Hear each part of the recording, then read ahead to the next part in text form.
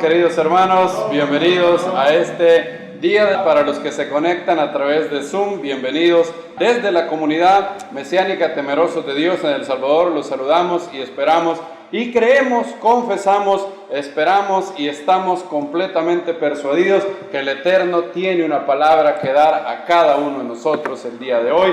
Bendito, alabado sea su nombre. Padre, gracias por esta hora, gracias por este día que nos permites estar aquí, que nos permites congregarnos, que nos permites estar y podemos levantar nuestras voces y hacer que asciendan como olor fragante. Gracias, Señor, habla nuestras vidas. Creemos y de antemano te agradecemos porque sabemos que vas a hablar a nuestras vidas el día de hoy, que todos nosotros podamos atesorar la grandeza de tu palabra y que todos nosotros, Señor, podamos estar al unísono alabando tu nombre y que este momento sea para la mayor gloria de tu nombre. Gracias, Señor, que solo tú te lleves la gloria en esta hora, que tu nombre sea exaltado por los siglos y que el nombre de tu Hijo Yeshua sea levantado en este lugar. Gracias, Señor, en el nombre de Yeshua, nuestro Mesías. Amén, ve amén.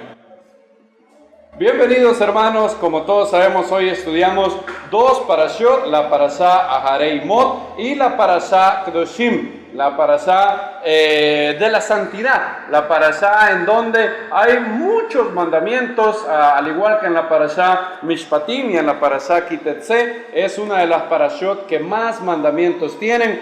Tiene el famoso imperativo: santos seréis, Kedoshim tigiu, porque yo, el Eterno vuestro Dios, soy santo. Es bien curioso y vamos a ir a ese verso, Levítico capítulo 19, verso 2, dice: habla a toda la congregación de los hijos de Israel, Kol Adat Bnei Israel, dice en hebreo, y diles: Kedoshim tigiu, santos seréis, porque santo soy yo, el Eterno vuestro Dios. Probablemente leyendo esto una y otra vez en el siglo XXI, nos perdamos de lo monumental que fue este verso cuando Moisés lo mencionó. En las sociedades antiguas, por ejemplo en Egipto, la idea que todo el mundo tenía es que no todo el mundo podía ser santo, no todo el mundo podía ser consagrado a Dios. En el mundo egipcio, por ejemplo, se tenía una idea de una casta sacerdotal. Los sacerdotes estaban ontológicamente arriba del pueblo. Usted era en su esencia, no en su función solamente. No es que ellos tenían una posición por encima del pueblo como la Torá lo menciona. No, ellos intrínsecamente eran superior al pueblo y nadie podía llegar a tener consagración o santidad. En otras palabras, la sociedad egipcia era el faraón, que era la encarnación del dios Ra, la casta sacerdotal y el resto del pueblo. Sin embargo, en Levítico vemos lo que el rabino Jonathan Sacks llama la democratización de la santidad. En otras palabras, no es solamente los hijos de Aarón, no es solamente Moisés quien es santo y está llamado a ser santo, sino todo el pueblo. Ya el Eterno había presagiado esto cuando en el monte Sinaí dijo: ustedes me seréis, ¿qué? Una nación santa, un reino de ¿qué? Sacerdotes, Goy Kadosh. Pero alguien podría pensar: bueno, somos Goy Kadosh en virtud de que somos elegidos para hacer luz a las naciones, pero los que deben de hacer ese trabajo son los hijos de Aarón. Porque son los hijos de Aarón los que se dedican a tiempo completo, los que luego el profeta Malaquías va a decir: de los labios del sacerdote el pueblo buscará la ley. Pero no, en esta parashá claramente el Eterno les dice: santos seréis. Y luego se dice: os santificaréis. En otras palabras, todo el mundo debía ser santo. Si hubiera habido Facebook, hubiera puesto un hashtag: todos somos santos. Y vemos lo mismo en las cartas del apóstol Pablo. Noten que hoy en día la gente está igual que en el antiguo Egipto. La gente piensa que si usted, y lo decíamos ayer en el Kabbalah Shabbat, si usted entrevista a 100 personas, y les dice, pues, ¿es usted santo? La mayoría de personas van a decir que no. ¿Quiénes son los santos para la gente? Los santos de la Iglesia Católica. San Agustín, San Crisóstomo, San Ambrosio de Milán. Esos son santos. ¿Cómo se llamaba la mamá de María según la tradición? Santa Ana, ¿verdad? Ellos son santos, yo no soy santo. La mayoría va a decir, no, yo soy un hombre pecador. O sea, la gente tiene la idea que el santo nunca peca. Algo ridículo, porque todos los santos de la Iglesia Católica, Agustín, Crisóstomo, Ambrosio de Milán, en sus escritos dicen una y otra vez que han pecado mucho. Pero de alguna manera la gente se comió el cuento que un santo es alguien impecable. En ese sentido, solo hubiera un santo en la historia de la humanidad, ¿verdad? Solo Yeshua podría ser santo, porque es el único que nunca pecó ni hubo engaño en su boca. Pero la Biblia, una y otra vez, en las cartas, por ejemplo, si leemos 1 Corintios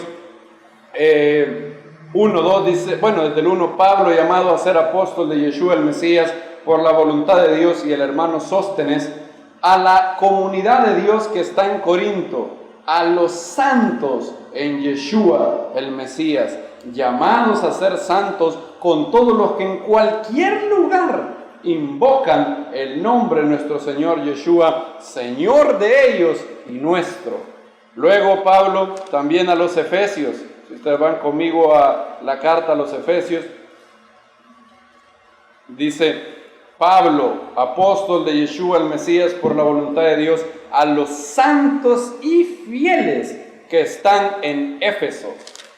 Lo mismo para Filipos, ¿verdad? Si usted adelanta unas cuantas páginas en Filipenses, Pablo y Timoteo, siervos de Yeshua el Mesías, a todos los santos en Yeshua el Mesías que están en Filipos, con los obispos o supervisores o ancianos y diáconos, gracia y paz a vosotros de Dios nuestro Padre y del Señor Yeshua el Mesías.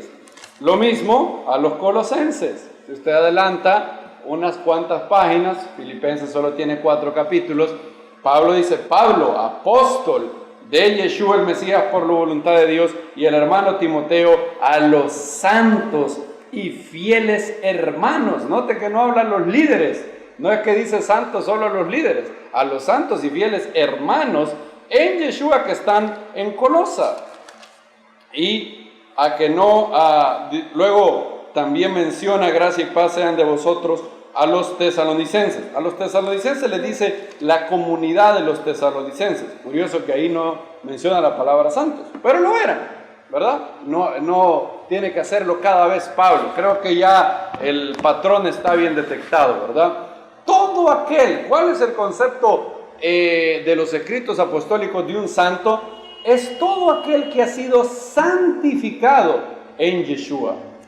Miren lo que dice 1 Corintios 2:30, dice, mas por él estáis vosotros en Yeshua el Mesías, el cual nos ha sido hecho por Dios sabiduría, justificación, santificación y redención. Todo aquel que invoca el nombre de Yeshua es santo, porque ha sido santificado por el Eterno para vivir una vida santa. Y curiosamente esto tiene mucho que ver con el concepto que la gente tiene de sí mismas. Aquella persona que dice, yo no soy santo, no actuará como santo. Por eso es muy importante. Y esta verdad muchas veces ha sido perdida, de hecho. La verdad de que todos nosotros somos santos. Todos los que estamos aquí somos santos en Yeshua el Mesías. Amén. Todos somos justificados. Amén. Y esa es una verdad fundamental. De hecho, la verdad de la justificación por fe, por gracia en Yeshua el Mesías es un don merecido para Él, pero inmerecido para nosotros. Algo que, como Pablo dice, nos ha sido por gracia, no por salario. Es algo increíblemente importante. De hecho, esta semana ocurrió algo muy curioso. The First Fruits of Zion me habían mandado hace tiempos un CD que tenía el siguiente título. El título que tenía era era algo así como Martín Lutero y desde una perspectiva mesiánica. Así era el CD. Me lo habían enviado hace varios ratos. Y estábamos arreglando cosas con Daniela y ella llegó a ese CD. Llegó y me dijo, papi, me dijo, ¿de qué es este CD? Es de música. Ponelo, papi, es de música. Yo le dije, no, no es de música. ¿Y de qué es? Me dijo, son unas prédicas. ¿Y de qué parashá es, papi? Me dijo. No, no es de la parashá. Le dije, esta es de la biografía de un buen hombre, de un hermano. Y me dijo, ¿y cómo se llama el hermano, papi? ¿Está vivo? ¿Dónde lo conocemos? No, él vivió hace mucho tiempo. Y me dijo, yo le dije, se llama Martín Lutero, era de Alemania, de muy lejos de aquí. Y me dijo, contame la historia de Martín Lutero. Me dijo, y claro, la historia de Martín Lutero, cuando ella me dijo, contame la historia de Martín Lutero, y la tenía ahí, cara a cara, así, con toda su atención, a mí obviamente era música para mis oídos, ¿verdad? La historia de Martín Lutero es sin duda una historia apasionante, y le comenté obviamente la parte buena de Martín Lutero. Sabemos que, y de hecho así titulé, y hoy vamos a revisar eso. ¿Saben por qué? Porque lo puse en Facebook y no sé si todos saben, el domingo pasado se cumplieron exactamente 500 años de la dieta de Worms. La dieta de Worms fue un 18 de abril del año 1521. El domingo pasado conmemoramos 500 años de las palabras, no es bueno ir en contra de la conciencia. Que Dios me ayude. Amén.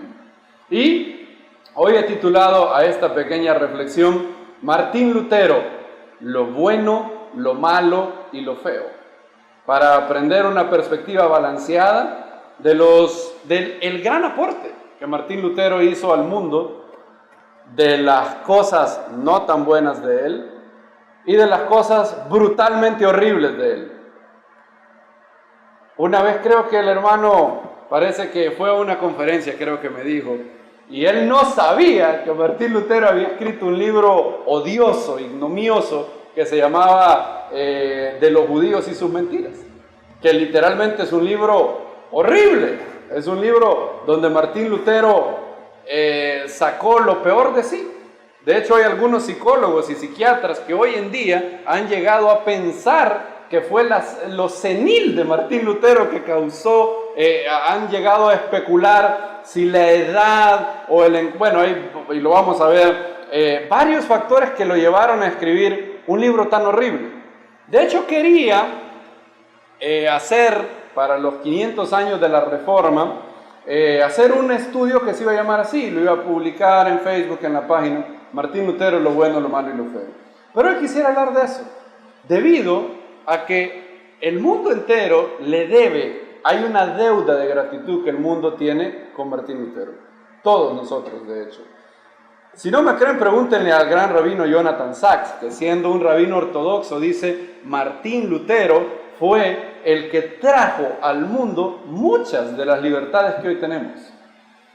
Yo me hacía la pregunta, fíjense, cuando Daniela me hizo esa pregunta, contame la historia de Martín Lutero. Yo me hacía la pregunta, ¿qué porcentaje de creyentes hoy en día, cristianos, mesiánicos, lo que quieran, podrían contarles historias suyas? Si alguien les dijera, contame la historia de Martín Lutero. Si ustedes le llegara a su hija y le dijera, papi o mami, ¿qué es la dieta de Worms? ¿Qué le dijeran? Bueno, hay que, no sé, ha de ser otra dieta, así como no comer carbohidratos, no comer proteína, la cebolla mejorada, el vinagre manzana, algo así ha de ser la dieta de Worms. Y recuerden que nosotros, y esa es una gran tragedia, mucha gente hoy en día tiene una perspectiva muy individualista. No tenemos, para vergüenza del cuerpo del Mesías, no tenemos una perspectiva de cuerpo, una perspectiva de que somos parte de algo muy grande. El cuerpo del Mesías es el movimiento más extraordinario de la historia de la humanidad. Un movimiento al cual todos nosotros debemos estar orgullosos, en el buen sentido de la palabra, de pertenecer. ¿Y qué es lo que se conmemoró el domingo? Ustedes lo saben, ¿verdad? Pero para los que no lo saben, o para los que tienen una necesidad que les refresque la memoria, allá por el año 1500, en el siglo XV, en el año 1415, si mal no recuerdo, si los números, o 1408, no me recuerdo, pero fue en el siglo XV, un buen monje llamado Juan Hus leyó la Biblia y comprendió una verdad fabulosa. La verdad fabulosa era la que la Biblia dice una y otra vez, que no tienes que ganar tu salvación, que la salvación no es algo que tú obtienes cumpliendo mandamientos, una serie de réditos, y en aquellos entonces, en la sociedad católica de la Edad Media, no solamente eran mandamientos, sino que también eran una serie de cosas adicional que la Iglesia Católica había inventado, como por ejemplo los monjes agarraban un látigo y tenían que flagelarse, y tenían que hacer todo tipo de cosas. Juan Hus descubrió lo que la Biblia dice, porque por gracia, ¿qué? Sois salvos por medio de la fe. Y esto no es de vosotros, pues es que don de Dios, no por obras para que nadie se gloríe. Descubrió Tito 3:5, donde se dice, nos salvó no por obras de justicia que nosotros hubiéramos hecho, sino por su misericordia, en el lavamiento y la regeneración, ¿en qué? En el Espíritu Santo. Eso fue lo que Juan Hus descubrió. Y él quería presentar su descubrimiento bíblico a la Iglesia Católica de aquel tiempo. Entonces lo citaron a un concilio que se llamaba el Concilio de Constanza. Llegó y según él pensaba que iban a debatir con él.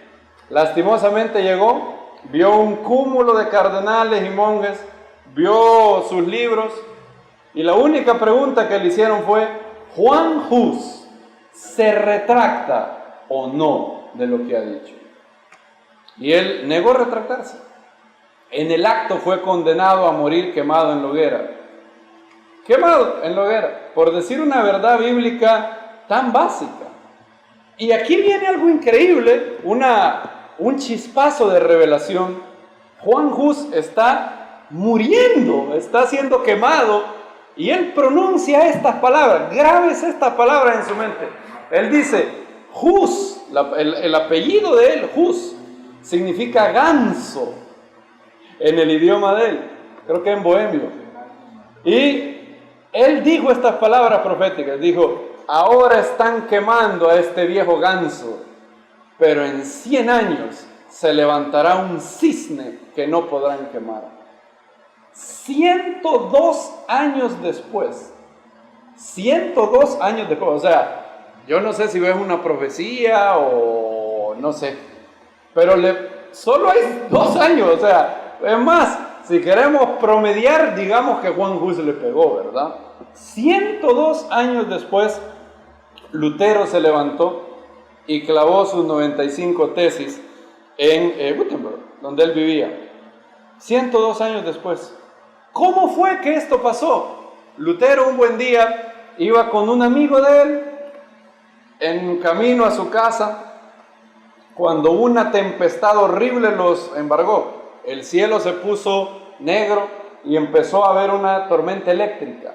Olvídese de casas, edificios, era el bosque.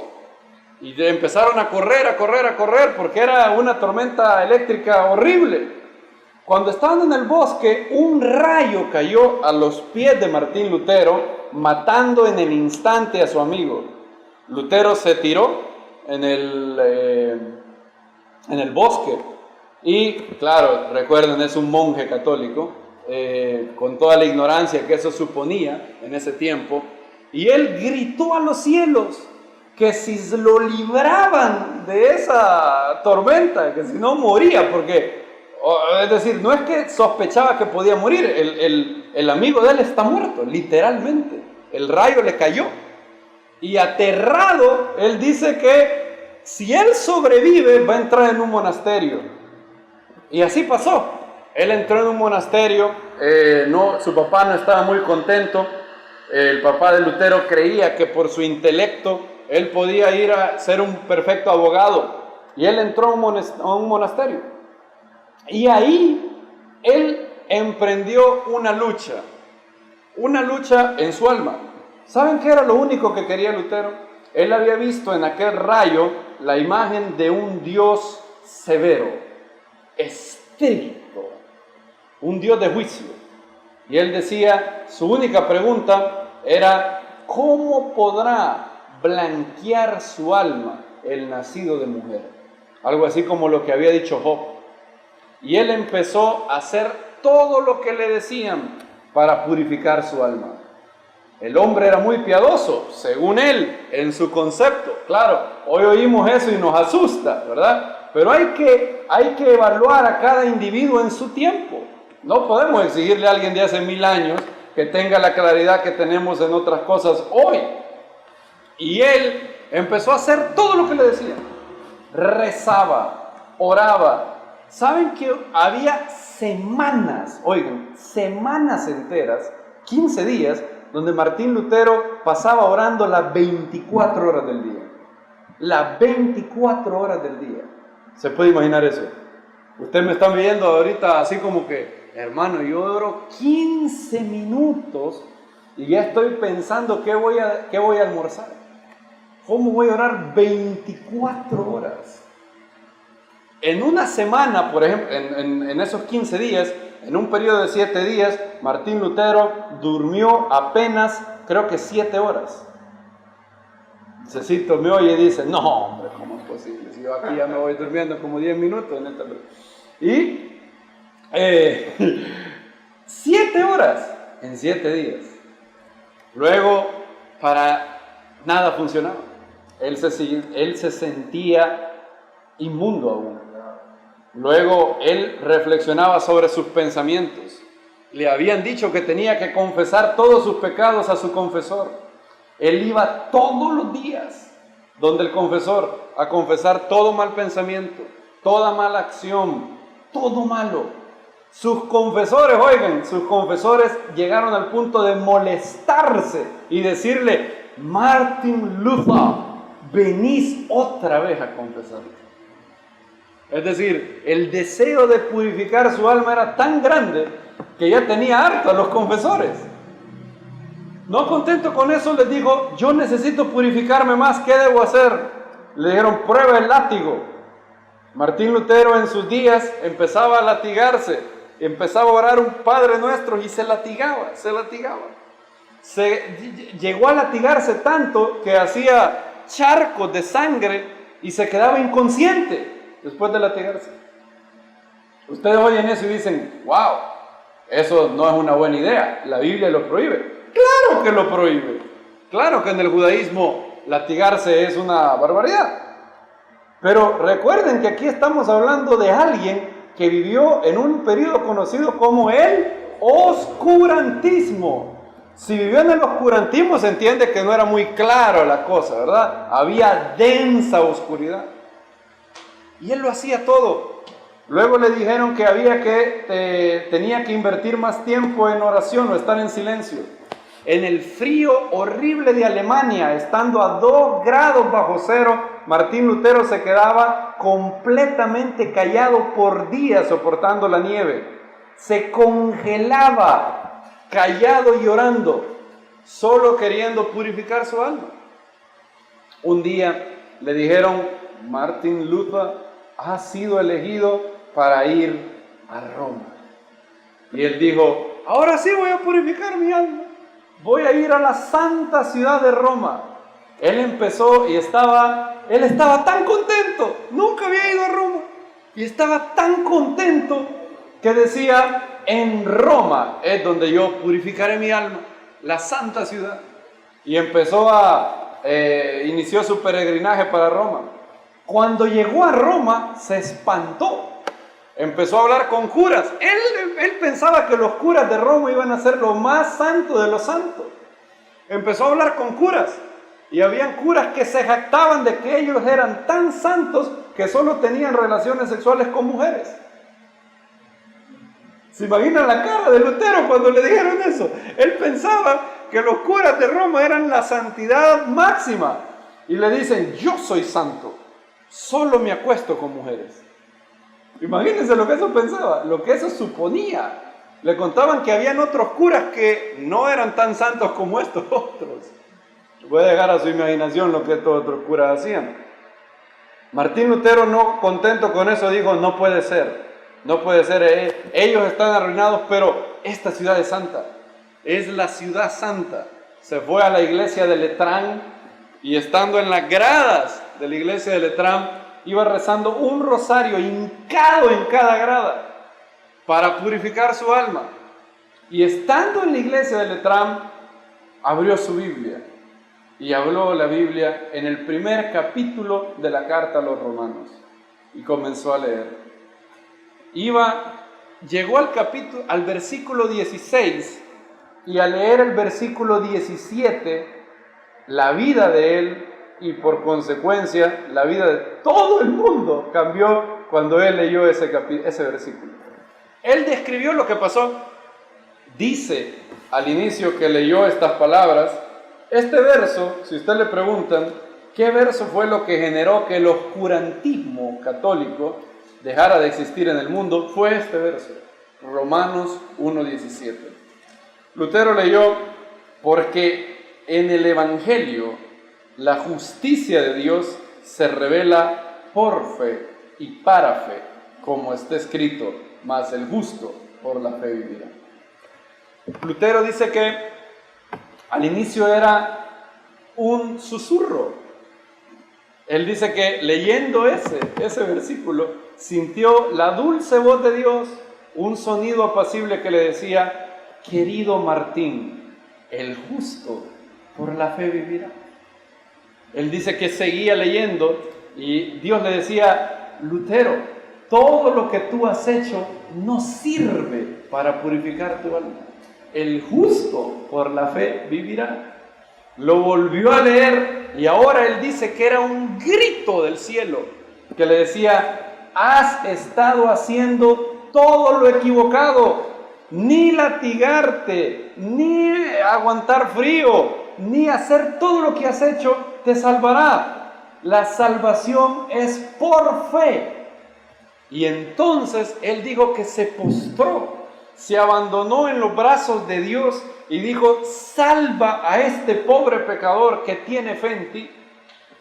Al instante, su alma sintió algo que ningún latigazo, ningún rosario, ninguna vigilia, ningún ayuno le había podido dar. Lutero ayunaba día tras día. Él describió que había llegado a ayunar tanto que su estómago se dañó.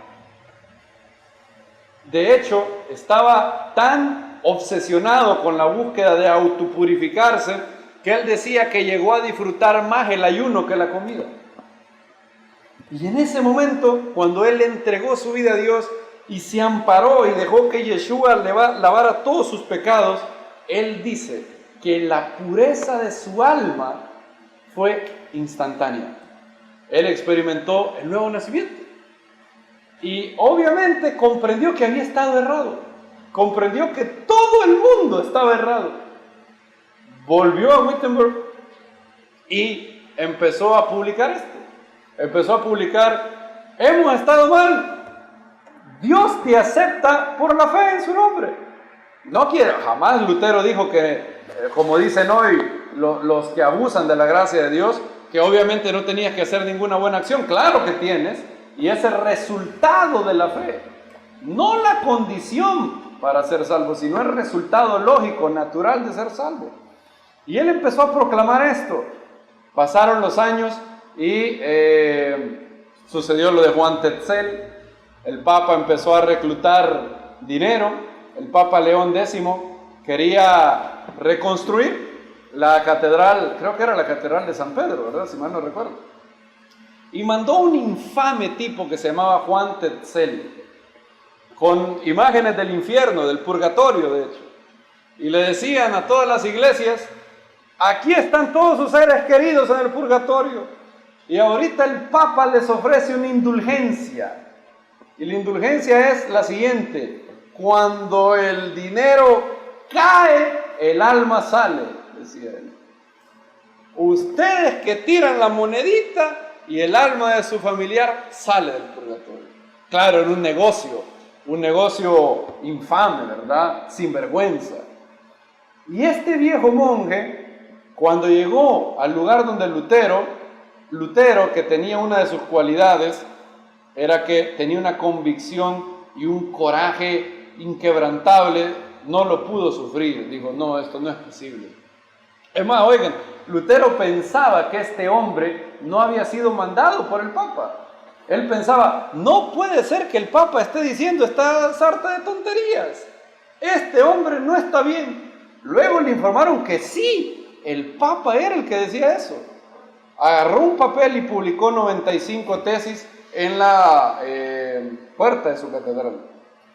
Yo cuando me convertí, cuando me hablaron de las 95 tesis de Martín Lutero, yo pensaba que al leerlas iba a encontrar todas las doctrinas básicas de los escritos apostólicos.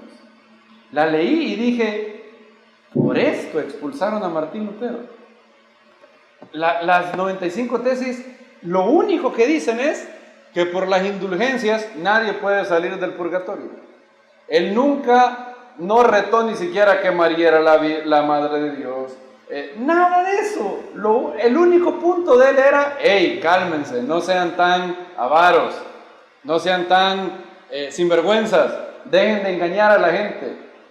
Y decía una de las tesis: si el Papa tuviera el poder para sacar un alma del purgatorio, para empezar, la Biblia no dice que hay un purgatorio, pero bueno, si existe, si el Papa tuviera ese poder, ¿por qué no lo hace de gratis? ¿Por qué tiene que cobrar dinero para hacerlo? Y obviamente la cosa se fue mal. Lutero fue convocado a la ciudad de Worms, se escribe Worms, pero en alemán se pronuncia Worms. Yo no sabía eso. 33 años lo había pronunciado más. La dieta de Worms. Y llegó ahí y fue invitado bajo el auspicio de Carlos V, nuevo emperador, a discutir un poco sobre sus ideas de la justificación por fe. Y le dijeron sus amigos, donde él estaba: no vayas, recuerda a Juan Hus. Eso le decían: no vayas, recuerda a Juan Hus. No vayas, todos le decían: no vayas, recuerda lo que le hicieron a Juan Hus. Y Lutero dijo: pero tengo un salvoconducto. Hay un gobernador que me ha extendido un salvoconducto, entonces no me pueden hacer nada. ¿Saben qué le decían sus amigos? A Juan Hus también le dieron un salvoconducto. Y a la hora de las horas, con todo y salvoconducto lo quemaron. No vayas a Worms. Martín Lutero respondió con estas palabras: aunque hayan tantos demonios como tejas en los tejados, yo voy a ir a Worms.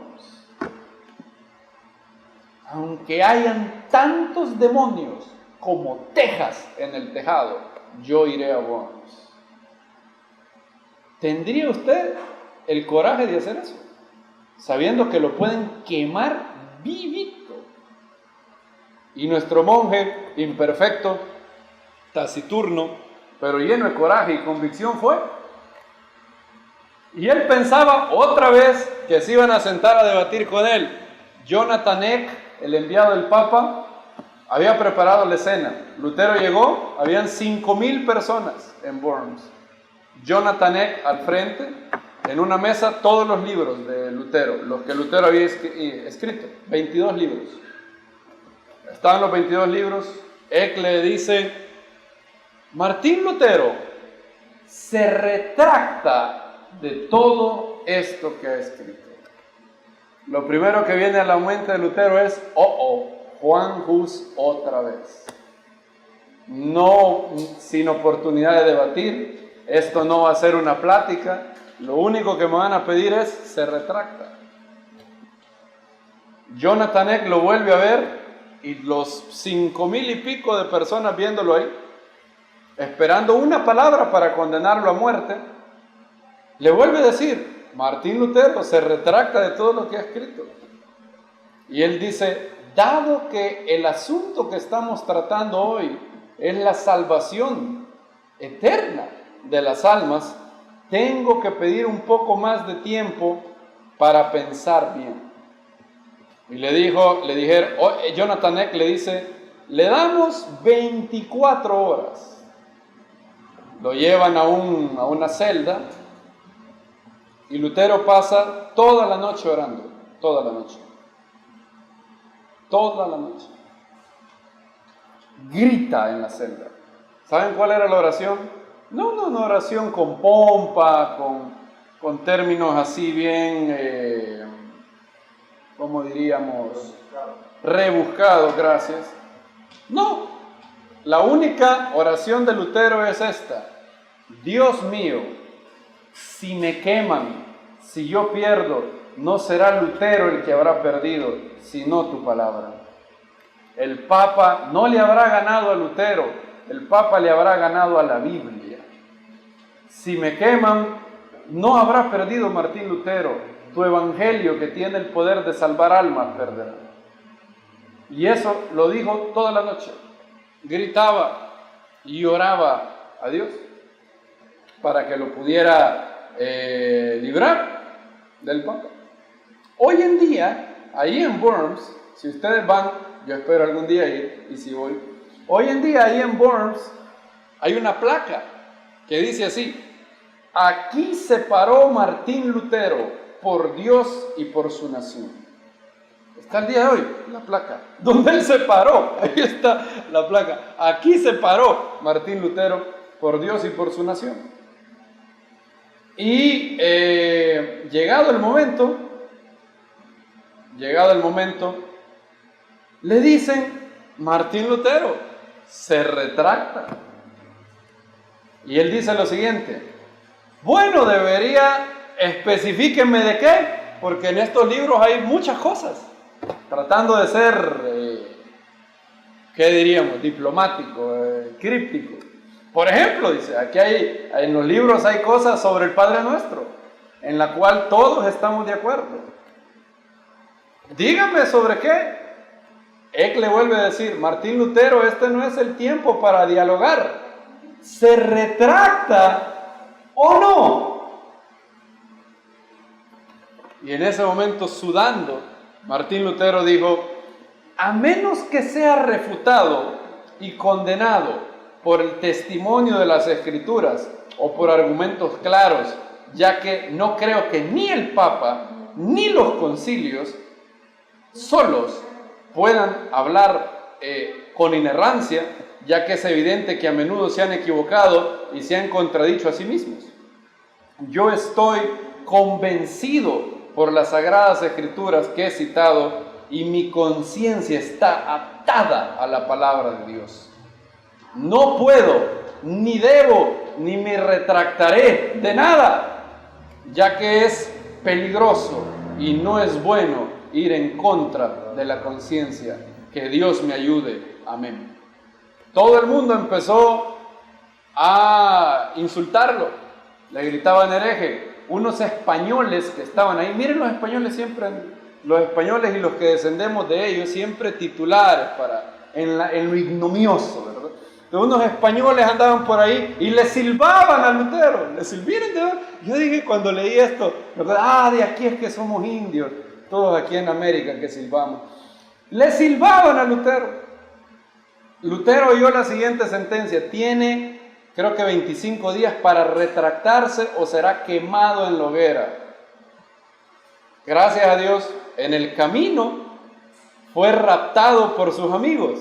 Federico el Sabio mandó a raptarlo y lo llevaron a un castillo donde tradujo la Biblia del latín y del griego al alemán. Y luego esa Biblia La Biblia en el lenguaje vernáculo, hace poquitos días antes, se había inventado la imprenta. Nadie, antes de eso, nadie tenía acceso a la Biblia. Es decir, en otras palabras, si usted no puede leer griego, ¿cuántos pueden leer griego aquí? Nadie. Bien. No, pero hablo de leer griego así como lee en español, o como lee en inglés. Hebreo podemos leer, creo que algunos aquí. 5 quizás, no sé.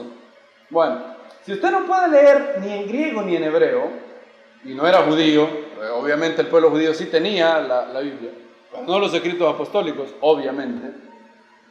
Lutero hace posible que el pueblo, las masas, tengan la Biblia.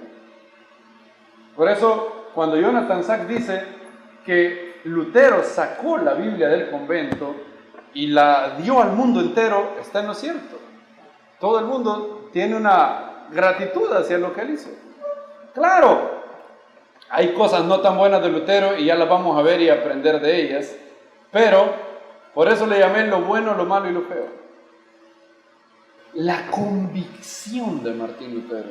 Imagínense estar delante de 5,000 tipos que lo quieren ver quemado y le dicen, ¿se retracta o no? Era algo increíble. Y hoy en día, incluso el catolicismo le da loas a Martín Lutero. Por ejemplo, Juan Pablo II dijo, Martín Lutero era un gran hombre, un hombre muy piadoso. Había oigan lo que dice un teólogo católico, por ejemplo. Este teólogo católico dice lo siguiente: hoy en día muchos eruditos católicos piensan que Lutero tenía razón en su doctrina central de la justificación por fe y que fue la iglesia del siglo XVI que estaba ciega y que no pudo ver lo que él estaba diciendo.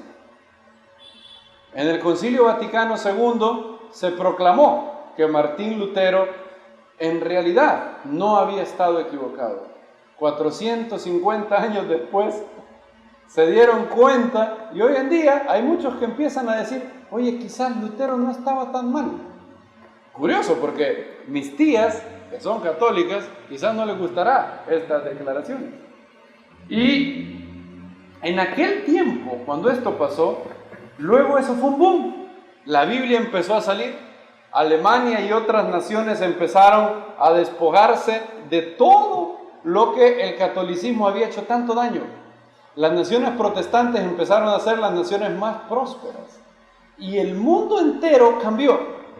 Ese día, en Worms, nació la libertad de conciencia, la libertad de pensamiento. Todavía no la libertad de culto, pero esa nacería un poco después, particularmente quizás en Francia y en Estados Unidos, con todo su esplendor.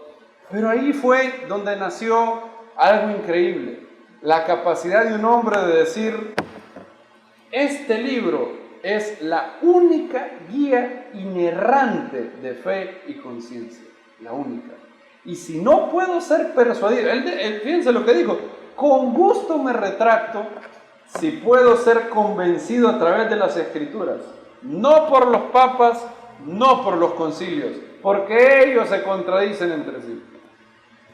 Ese día nacieron varias de las libertades que hoy gozamos y el oscurantismo empezó a retroceder. 500 años después, obviamente hay muchas cosas buenísimas, que se originaron en ese día en Worms.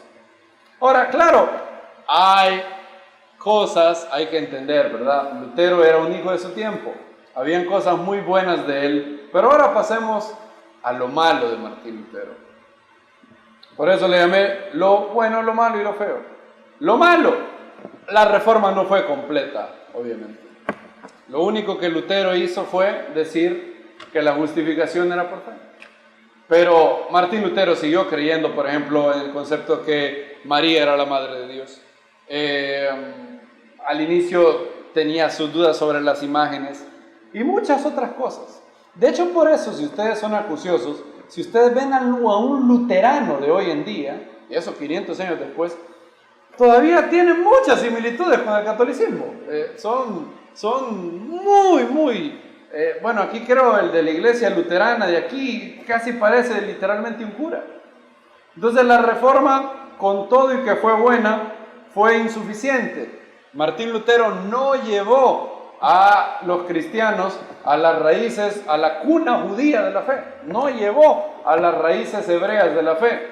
Pudieron haberlo hecho otros, pero lastimosamente en sus días empezaron a haber personas que dijeron, bueno, si estamos reformando la iglesia, hay que reformarla hasta el inicio, hay que irnos a la cuna judía. Y Lutero, en lugar de apoyarlos, escribió duramente. De hecho, hizo un libro que se llamaba Contra los Sabatistas, contra los judaizantes, y vertía muchas cosas. Para Martín Lutero, por ejemplo, los niños debían de bautizarse siendo niños. Él decía que los anabaptistas eran unos locos. Ellos decían, ¿cómo es eso de que se van a volver a bautizar? No los bautizaron siendo niños. Y obviamente eso no fue bueno, ¿verdad? La reforma no fue buena. Fue buena, pero incompleta. Muy incompleta. Claro, hoy es bien fácil juzgar a Lutero hoy en el 2021, ¿verdad? Ahora, recuerden otra vez que él era un hijo de su tiempo. La oscuridad que él tenía era densa. Ese rayito de luz que Dios le dio era una luz increíble para aquel tiempo, donde la oscuridad era absoluta. Había un hombre que se levantó en Suiza, se llamaba Zwinglio, y él la tenía más clara que Lutero, fíjense, muy clara. Por ejemplo, en torno a la cena del Señor, ustedes saben lo que cree el catolicismo, ¿verdad? El catolicismo cree que cuando el cura agarra la hostia, la eleva y hace la bendición, el trigo se transforma en el cuerpo del Mesías. Y el vino se transforma en la sangre del Mesías. Y es curioso porque los católicos de hoy en día ni siquiera saben eso. Hay gente que... Yo he oído católicos que me han dicho, no, pero eso no es así. Lo que pasa es que eso es simbólico. Y les he dicho, no. Es más, el Concilio de Trento, que es un concilio de tu iglesia, dice, aquella persona que dijera, como lo dice Zwinglio, que la cena del Señor es un símbolo y que no hay una presencia literal, real, física del cuerpo y la sangre del Señor, sea anatema. En otras palabras, según el catolicismo, cuando el cura levanta la hostia, no es que ese pan simboliza el cuerpo del Mesías. No, ese pan es el cuerpo del Mesías. Un acto de canibalismo, literal. O sea, cuando ellos toman literal, ellos piensan que literal cuando toman el vino, y hoy ya ni dan vino, o sea que deben la sangre, cuando usted toma el vino, a pesar de que el vino sabe como vino, si se toma bastante, emborracha como vino, ellos dicen que no es vino, es sangre, literal. O sea, usted es un Drácula moderno, está tomando sangre. Y es una locura, obviamente, pero en aquellos entonces la filosofía aristotélica era bien fuerte. Y ellos hacían la diferencia entre la esencia y los accidentes. Decían, no, la esencia ha cambiado, ya es sangre. Pero se mantienen los accidentes del vino. O sea, es sangre, pero sabe como vino, pega como vino, se ve como vino. Algo así como el Chavo del Ocho, ¿verdad? Que el fresco es de Jamaica, pero parece de limón, pero sabe a tamarindo. Algo así era. Bueno, Lutero estaba claro que no era el caso ese, pero Lutero, debido a la crianza católica que tenía, todavía le daba mucho énfasis a los sacramentos. Él pensaba que los sacramentos eran medios de gracia eficaz. En otras palabras, el rito tenía un poder especial. Entonces él decía, y había que hacerlo todos los domingos, decía él, todos los domingos se tiene que hacer la cena del Señor como... ven lo que les digo, es decir, él recibe luz del Eterno, pero la reforma no es completa, ¿verdad? Él sigue siendo católico en muchos aspectos. Ahora, cuando digo eso, no lo digo con saña hacia él, es que es lógico, él era católico. ¿Han visto en Facebook cuando ponen tonterías como ¿sabías que Casiodoro de Reina y Cipriano de Valera, los que tradujeron tu Biblia, eran dos monjes católicos? Yo digo, de verdad, wow, nunca lo hubiera sospechado. Yo pensé que eran, no sé, extraterrestres. Yo pensé que eran budistas. Obvio que eran católicos, ¿verdad? ¿Y de dónde querían que saliera? ¿Del planeta Krypton? No, obvio que eran católicos. ¿Y de dónde más iban a salir si era lo único que había? Obvio que eran católicos. Y Martín Lutero, con toda la luz que el Eterno le dio ahí, no recibió toda la luz. Y Zwinglio sí la tenía más clara. Zwinglio empezó a escribir y decía, no, la cena del Señor no es que ahí está literalmente el cuerpo no somos Hannibal Lecter, que nos vamos a comer literalmente al Mesías. Es más, Zwinglio era bien lógico y decía, cuando Jesús dijo, decía él, cuando Jesús dijo esto es mi cuerpo, obviamente era metafórico, porque el cuerpo de él estaba ahí con los discípulos. Es decir, no es que cuando él dijo esto es mi cuerpo, el cuerpo de él desapareció y se transmitió a la hostia. Él seguía ahí, para empezar ni era hostia, decía él era pan sin levadura judío. O sea, Zwinglio la tenía muy clara. Y miren qué bonito, se dio una gran oportunidad. Un hombre hizo algo que se llamaba el coloquio de Marburgo e invitaron a Zwinglio y a Lutero a sentarse a platicar. Miren qué bonito, los dos más grandes reformadores vivos se iban a sentar a platicar. Yo leí las 20 diferencias entre Zwinglio y Lutero, eran 20 en donde ellos no estaban de acuerdo. Y empezaron a platicar. Martín Lutero aceptó varias cosas de Zwinglio, varias. Cuando llegaron al tema de la cena del Señor,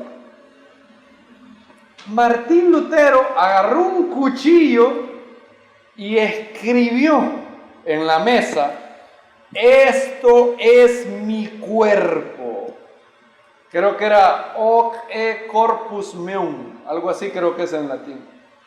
Esto es mi cuerpo. Y lo escribió, ¿se imaginan? Agarró el cuchillo y lo escribió así. Y le dijo a Zwinglio, el Señor dijo, este es mi cuerpo. Y como dijo, esto es mi cuerpo, significa que el Señor está en la hostia, decía Martín Lutero. Y Zwinglio le decía con un amor, con una paciencia, le decía, hermano Lutero, eso no puede ser. En la Biblia la palabra es muchas veces significa simboliza. Como por ejemplo, cuando el Señor dijo en la parábola del sembrador, la semilla es la palabra de Dios. El sembrador es el Hijo del Hombre. Lo que quiere decir es, el sembrador simboliza al Hijo del Hombre. No es literal que Jesús anduvo tirando semillas y que literalmente no. La palabra es significa simboliza. ¿Saben qué dijo Lutero? Agarró el cuchillo y dijo, esto es mi cuerpo. Y se quedó. ¿Quién lo sacaba de ahí? ¿Quién lo sacaba de ahí? Y al final del coloquio no se pudieron, Martín Lutero no aceptó. Zwinglio trató, es bien curioso porque Lutero había dicho en la dieta de Worms, si a mí me convencen con las escrituras, yo me retracto. ¿Saben qué? Zwinglio lo hizo, Zwinglio lo refutó con la Biblia y no se retractó, lastimosamente. Y cuando le iban a dar cuando terminó el coloquio de Marburgo, Zwinglio le extendió la mano a Martín Lutero y le dijo, hermano, a pesar de no estar de acuerdo, eres mi hermano. ¿Saben lo que hizo Lutero? Lutero no le dio la mano. Lutero le dijo, si no tienes el cuerpo de Cristo como la comunión de los santos, me temo, querido, que no somos hermanos. Lástima, ¿verdad? Yo cuando lo leí dije, pero Dios mío, y ¿saben qué? Esto no es tirar sombra sobre Lutero. Esto es algo que yo he llegado a meditar mucho en este asunto. He llegado a meditar que desde el Edén, toda virtud, anoten esto si quieren, toda virtud que un hombre puede tener, tiene el potencial de engendrar un defecto. Fíjense qué problemas. Yo llegué a esa conclusión hace unos meses, cuando empecé a meditar en eso. Por eso yo entiendo que Pablo dice, ¿quién me librará de qué? Dice Pablo, de este cuerpo de muerte. Porque el pecado está tan dentro, el Yetzer Hará está tan dentro del Edén para acá, que si usted tiene una virtud, o sea, olvídese del pecado. Claro que el pecado, como dicen los rabinos en Pirkei Avot, el pecado trae otro pecado. No, olvídese del pecado. La virtud que usted puede tener, el pecado agarra la virtud. Fíjense qué curioso cómo actúa el pecado. El pecado, el Yetzer Hará, agarra una virtud suya y a partir de esa virtud le puede causar defectos. Por ejemplo, la línea divisoria entre la persona que es determinada y la persona que es terca es así de chiquita. Por ejemplo, ¿cuál es la gran virtud que hizo que Martín Lutero fuera el gran Martín Lutero? Su convicción, ¿verdad? Su coraje. Decir en Worms, pues no me retracto y voy a ir a Worms hasta, aunque hayan demonios como tejas ahí en el teatro. Pero esa misma virtud de ser, ¿cómo le llamaríamos a esa virtud? Ser una persona de convicción, corajuda, constante, ser una persona determinada, engendró en Martín Lutero el vicio de ser terco, de ser obstinado. Zwinglion le habló con todo el amor del mundo y el necio vino, agarró el cuchillo y puso «Hoc e corpus meum». Esto es mi cuerpo. ¿Y quién lo sacaba de ahí? Fíjense si no actúa así en nosotros. Por ejemplo, la persona que es sensible, la persona que ve el mal del otro, se sensibiliza, ayuda a la persona. Es una persona, así la llamaríamos, ¿verdad? Sensible. Es una persona sensible y es una virtud, ¿sí o no? Es una virtud, pero engendra el maligno y el Yetzer Hará pueden ocupar esa virtud y sacarle balance. ¿Cuál es el riesgo que tiene una persona sensible? Como es muy sensible, puede ser sensible también a ser ofendido. Medio se le quedan viendo mal y se puede ofender. Puede ser una persona dada al rencor, puede ser una persona dada a la amargura, puede tener raíces de amargura en virtud de ser sensible. Ahora, al otro lado, fíjense cómo funciona. Si hay una persona que no se ofende fácilmente, una persona que usted tiene de verdad que rebuscarse para ofenderla, ¿esa persona es una virtud de eso? Claro que es una virtud, que no la ofenda. Tener piel de rinoceronte, ser una persona afable, apacible, no ser fácilmente ofendido. ¿Cuál es el riesgo que tiene esta persona? Ser poco sensible al dolor ajeno.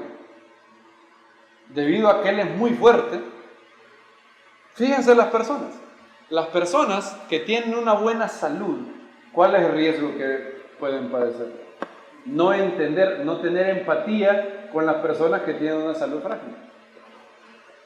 ¿Sí o no?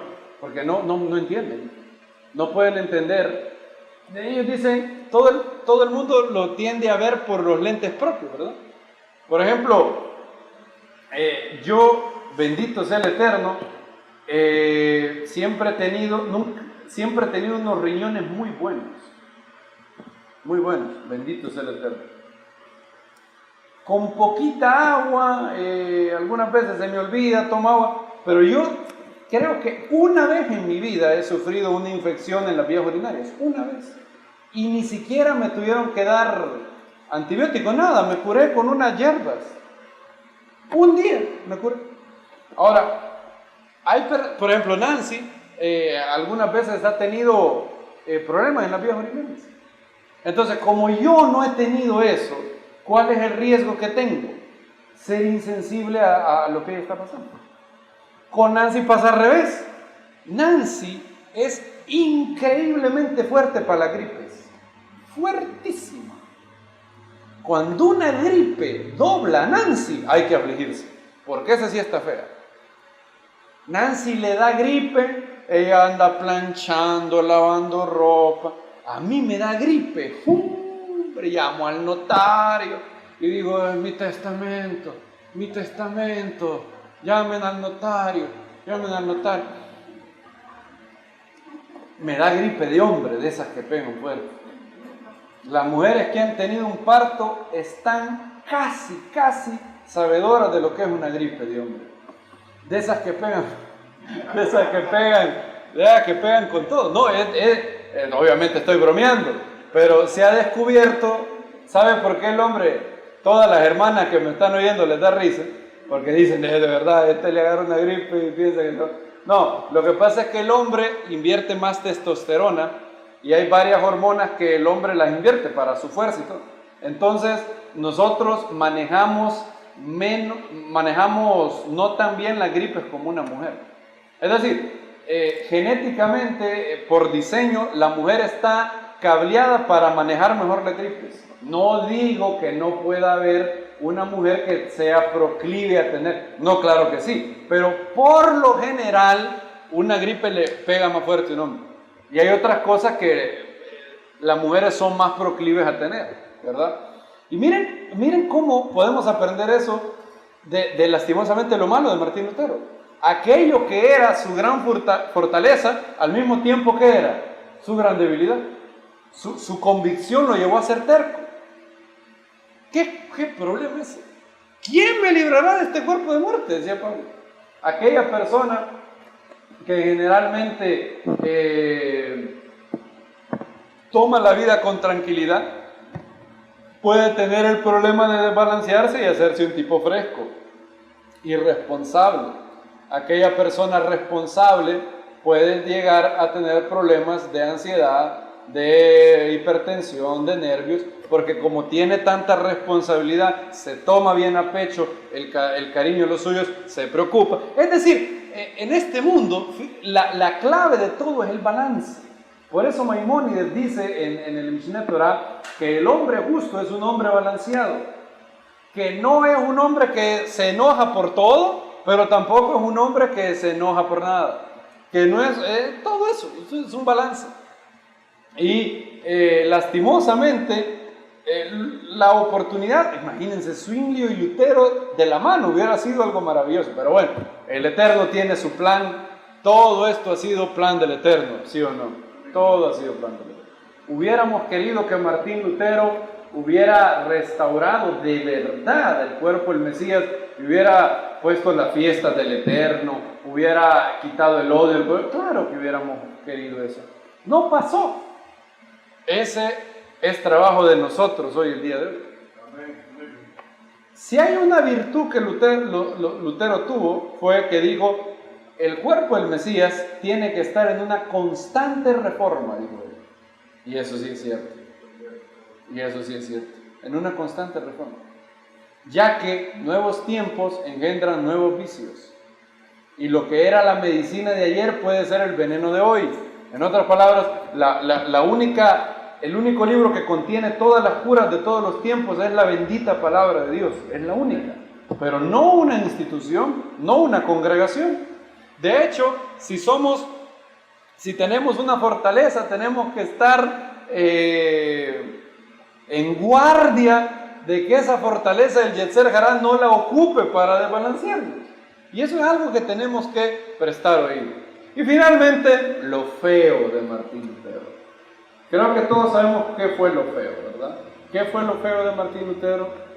Su antisemitismo. Martín Lutero empezó y tenía, fíjense, esta es otra cosa que hay que aprender de Lutero. Uno tiene que ser optimista Y tienen que tener altas expectativas. ¿Cuántos creen que tenemos que tener altas expectativas? Amén. Pero tenga altas expectativas de Dios. De la gente, tenga altas expectativas, pero hágase un favor, hágase este favor. Usted espere lo mejor de la gente. Pero de entrada diga, y si la gente no me da lo mejor, si la gente me da lo peor, igual la voy a amar. Porque si usted no se sana, si usted no se cura en salud de antemano, si usted tiene altas expectativas, así como es la expectativa, puede ser la frustración.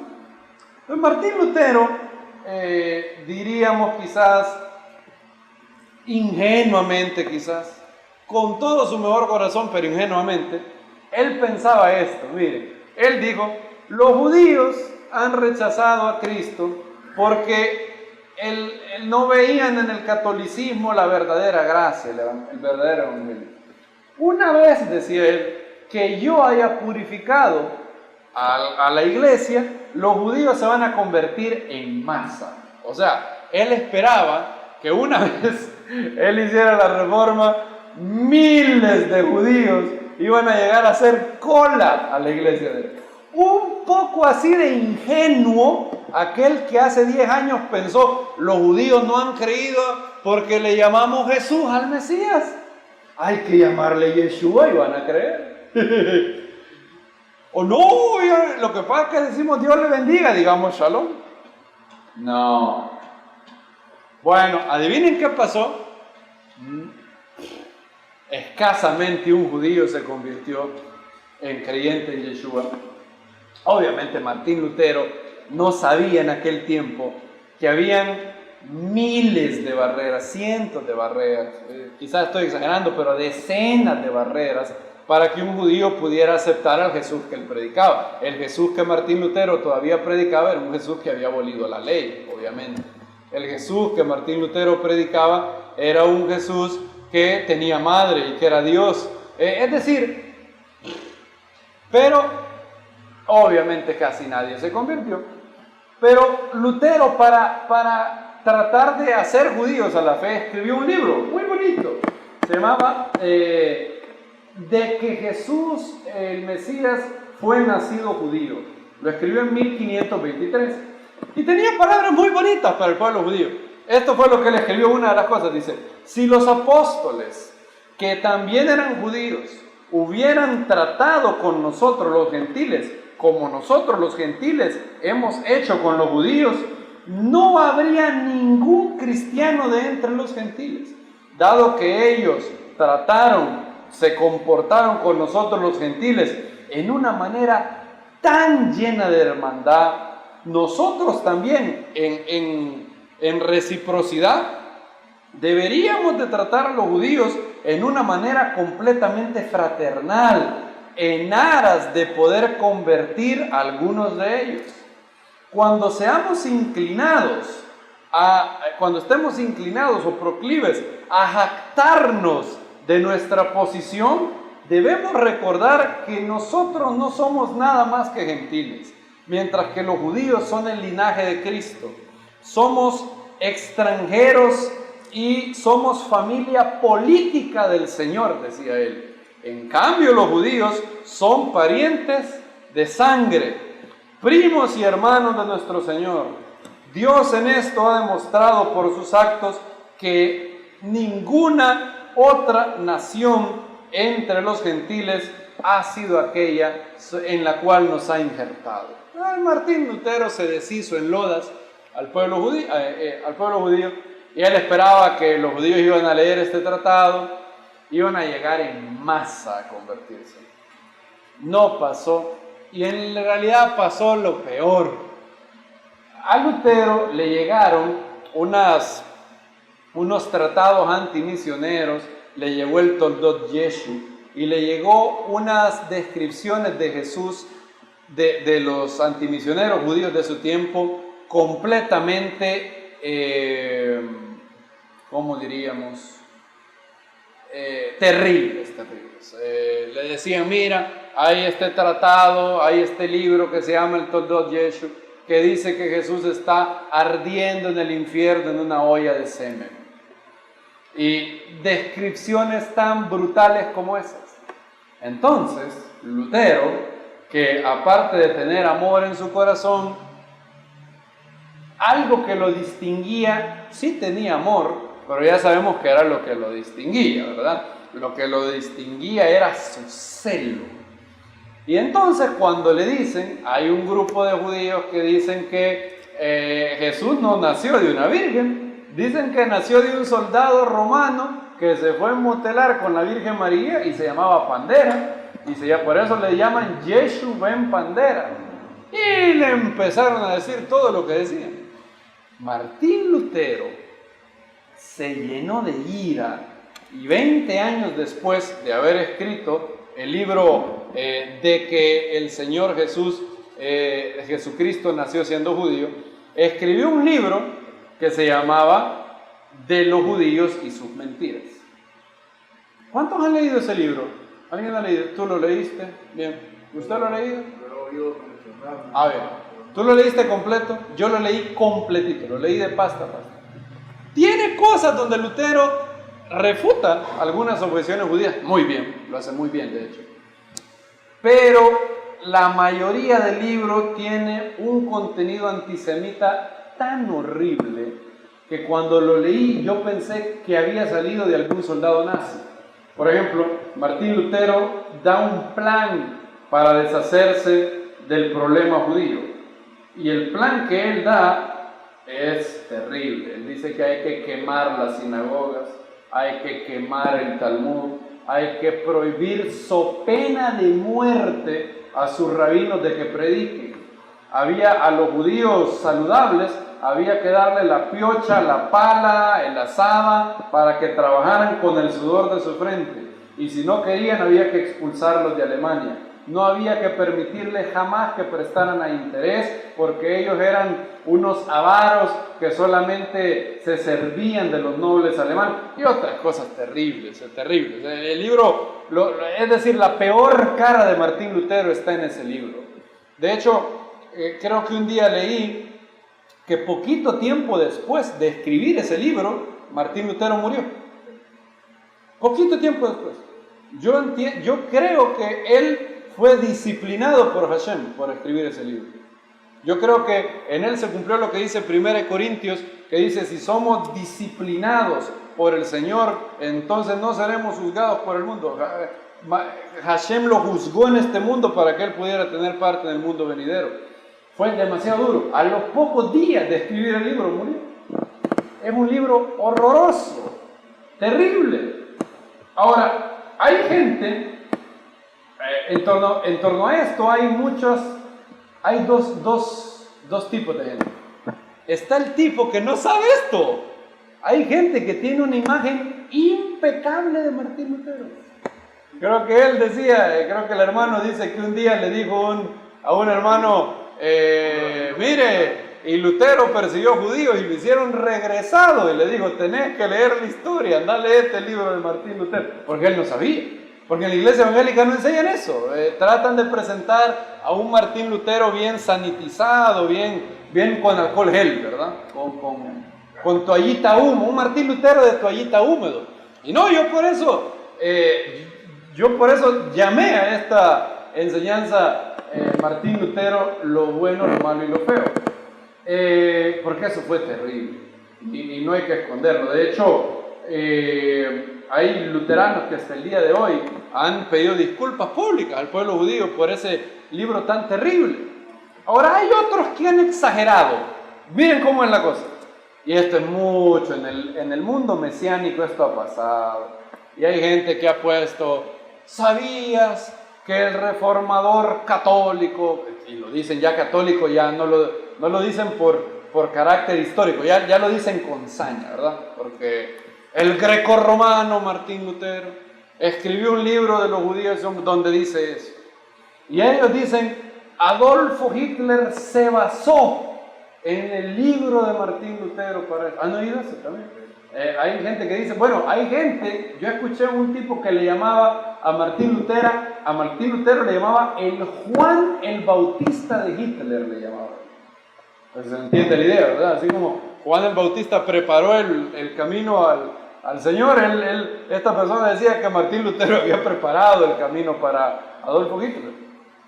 Y hay gente que dice, la idea es la siguiente, la idea es que Martín Lutero, la gente piensa esto, que Martín Lutero escribió ese libro en 1543, y la gente piensa que inmediatamente después de que Martín Lutero escribió ese libro, todos los cristianos, todos los reformadores empezaron a ser antisemitas, y que todo el mundo cristiano empezó a odiar al pueblo judío y que esto derivó en Adolfo Hitler. ¿Es eso cierto? No, tampoco es cierto. Por ejemplo, el colega más cercano de Martín Lutero se llamaba Philipp Melanchthon. Él estaba profundamente avergonzado de Martín Lutero por haber escrito ese libro. Es más, otro amigo de Lutero que se llamaba Andreas Osiander escribió en los días de Lutero, poquitos días después, escribió una disculpa anónima. Y el traductor de Lutero, el traductor del latín de Lutero, cuando estaba traduciendo el texto de Martín Lutero, de hecho él cambió muchas cosas que Lutero escribió para que no fueran tan horribles. Y noten lo que pasó. Cuando Martín Lutero murió, todos los reformadores, todos los luteranos, calvinistas, los seguidores de Zwinglio, todos prácticamente enterraron ese libro a Martín Lutero. Nadie le hizo caso a ese libro. Todos dijeron, Martín Lutero se volvió loco, ya estaba anciano, pobrecito, y lo tiraron por ahí. ¿Saben cuál era el libro que fue influyente durante 3 siglos? Siglo XVI, XVII, XVIII. Fue el primer libro de Martín Lutero. El libro que la mayoría de cristianos protestantes leían de Lutero no era de los judíos y sus mentiras. El libro que era muy influyente en el mundo protestante era el primer libro, donde él hablaba muy bien del pueblo judío. Es más, oigan lo que dijo el teólogo luterano Friedrich Lisius en 1892. Anoten la fecha, 1892. O sea, esto fue antes del Holocausto, ¿verdad? Fue 30 y pico de años antes del Holocausto. Él dijo lo siguiente. No, 1892. El Holocausto fue en 1932. Entonces fue, ¿qué? 40 años por ahí. 1892. Pero fue como 40, 30 años antes del Holocausto. Y Friedrich Lisius dijo lo siguiente. Oigan lo que dijo. Es obvio que Lutero no está en armonía con el espíritu del Nuevo Testamento y de la Reforma con este libro, con el libro de los judíos y sus mentiras. La Iglesia protestante, escribió él, ha por lo tanto rechazado los errores del envejecido reformador y no considera el tratado de Lutero que él escribió en 1543 como obligante o como según el espíritu de la Iglesia. No obstante, la Iglesia considera únicamente el tratado de Lutero de que Jesucristo fue nacido judío, que fue publicado en 1523, como la expresión genuina y auténtica del espíritu de la Reforma.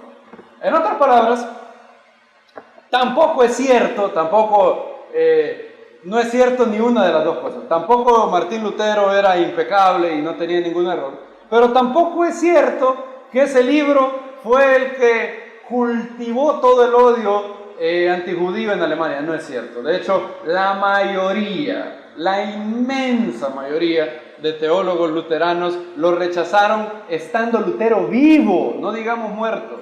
Melanchthon lo rechazó. Y recuerden algo también, hay otro hecho que es muy bueno recalcar. La mayoría de nazis, de los grandes generalones de Hitler, no eran alemanes, ellos venían de Austria. De hecho, Hitler no era alemán, sino que era de Austria. Y Austria fue una región que no había sido influenciada por la Reforma. Era una región muy católica. Y otro hecho que hay que recalcar, Hitler nunca, su antisemitismo, nunca fue causado por Martín Lutero. El antisemitismo de Hitler claramente lo dice en Mein Kampf, no fue causado por eso, sino por un judío que se había encontrado en una cantina, por el hecho de que él pensaba que los judíos habían creado el comunismo, por el hecho de que él pensaba que los judíos habían empobrecido a Alemania, por el hecho que pensaba que los judíos habían sido los responsables de que Alemania perdiera la Primera Guerra Mundial. En otras palabras, cuando el innombrable Hitler llegó a citar a Lutero, ya lo hizo como excusa, como una justificación para su antisemitismo. No fue porque Lutero engendró el antisemitismo en Hitler. Ahora, ¿significa esto que el antisemitismo de Lutero no es repudiable? ¿Significa esto que estamos haciéndole una excusa a Martín Lutero? No, para nada. Su antisemitismo es terrible. Hasta el último de mis días voy a decir que el antisemitismo de Lutero es terrible. ¿Y qué podemos aprender de él? Podemos aprender la realidad que está en la Biblia. Un gran hombre puede hacer una gran metida de pata. Porque hay gente que juzga con todo a Martín Lutero. Y claro que está bien. Pero Martín Lutero hizo ese libro execrable, terrible. Pero ¿te has dado cuenta que Salomón en la Biblia le ofreció incienso a los ídolos? ¿Cuáles fueron los pecados del rey Manasés de Judá? ¿Qué hizo David? ¿No fue David aquel que planeó un asesinato siciliano de la película The Godfather? Cuando con menuda premeditación planeó cómo matar a Urías Eteo. ¿Alguno de ustedes de los que está aquí ha cometido un asesinato a sangre fría como el que hizo David? Ninguno. Y claro que ambos fueron juzgados terriblemente. Todos sabemos la pena de David, 4 hijos muertos. Dios mío, que se te muera un hijo es una pena. 4, imagínate ahora. Y todos debemos de tener claro eso. La Biblia dice que todos nosotros somos santos y estamos llamados a ser santos. Esa verdad se olvidó rápidamente. En menos de lo que canta un gallo, el cuerpo del Mesías del siglo II se había olvidado de esa verdad. Martín Lutero fue el que la restauró. Él restauró la concepción de que todos somos justificados en la sangre de Yeshua, que todos somos santificados en Él. Y por eso le estamos eternamente agradecidos. Al mismo tiempo, no nos predicamos a nosotros mismos, dijo Pablo. No predicamos a Lutero, no predicamos a Billy Graham. El único autor y consumador de la fe, el único hombre perfecto, impecable, al quien hacemos bien de poner nuestra mirada, está a la diestra de Dios en las alturas. Él es el único que podemos decir que era impecable. Reconocemos y agradecemos a los grandes hombres que han tenido nuestro movimiento, el cuerpo del Mesías, y hoy heredamos y estamos aquí para completar lo que ellos no pudieron hacerlo, ya sea porque no tenían la revelación, ya sea porque en su tiempo no contaban con las herramientas que hoy tenemos, y nosotros estamos llamados a llevar la restauración de todas las cosas y adelantar la venida de nuestro Señor Yeshua, que sea prontamente en nuestros días. Amén, ve amén. Padre nuestro, gracias por tu palabra, gracias por estar con nosotros, gracias por permitirnos ser parte del cuerpo del Mesías, gracias porque tenemos el legado de grandes hombres, grandes pensadores, grandes hombres tuyos, y gracias por ese legado. También te pedimos perdón por nuestros pecados y por los pecados de nuestros padres físicos y también nuestros padres espirituales. Te pedimos perdón y queremos completar la obra que se inició en aquella cruz cuando tu Hijo dijo: consumado es. Queremos predicar a toda criatura que en el Mesías hay perdón y redención de pecados, Gracias, Señor, porque nos justificaste y con una sola ofrenda hiciste perfectos a los santificados.